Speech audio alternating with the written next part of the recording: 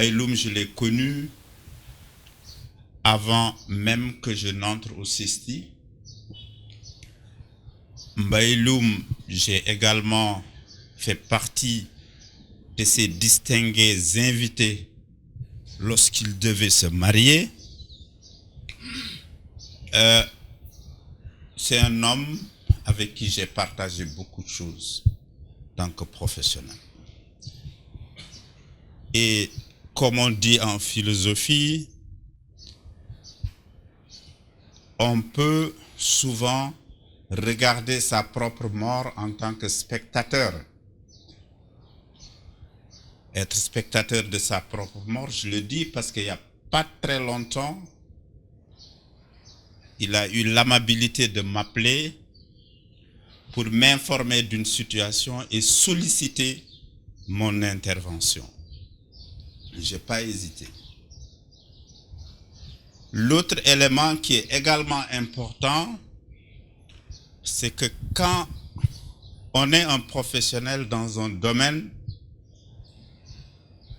il y a des actes qu'on pose ou un comportement qu'on adopte qui font, actes et comportements qui font que vous allez vous survivre.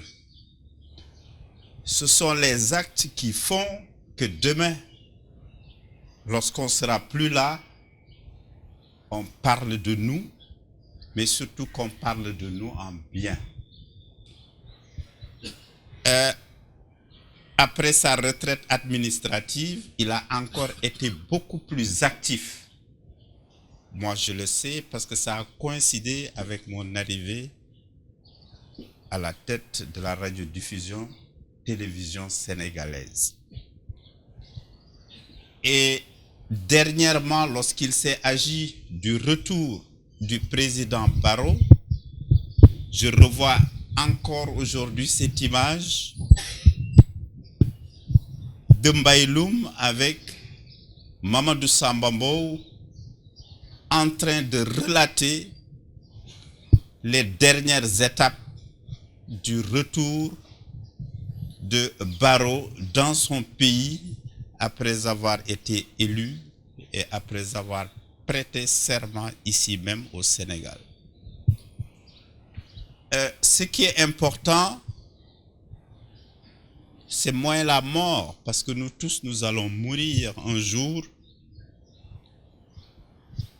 Mais ce qui est important, c'est les souvenirs qu'on laisse et qui permettent de nous survivre, comme je l'ai dit tantôt.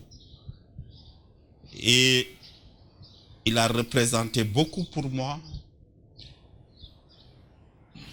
Quand bien même je l'aurais connu, je peux dire, parce que si je ne le dis pas, l'histoire ne me pardonnera pas.